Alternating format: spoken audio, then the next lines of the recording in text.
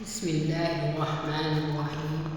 السلام علیکم ورحمۃ اللہ وبرکاتہ۔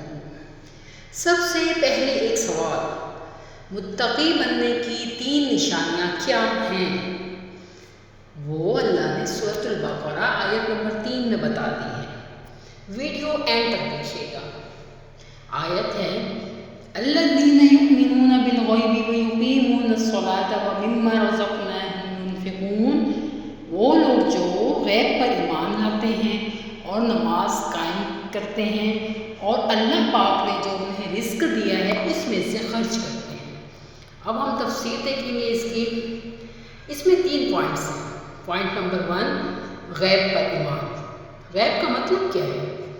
جو آنکھ سے نظر نہ آئے، جیسے اللہ، فرشتے، جنت، دوزخ، قیامت۔ متقی وہ ہے جو بنا دیکھے غیب پر ایمان لائے، یقین رکھے، یہی ایمان کی اصل بنیاد ہے۔ اب پوائنٹ 2 کیا ہے؟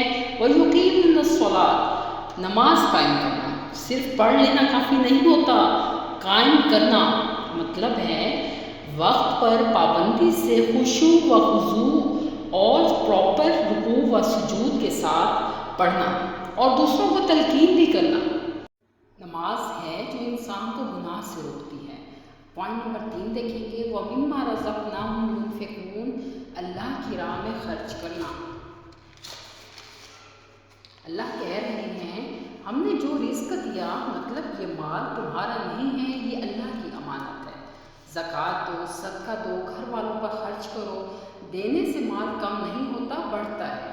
تو خلاصہ یہ ہوا کہ متقی کے لیے 3 چیزیں لازمی ہیں۔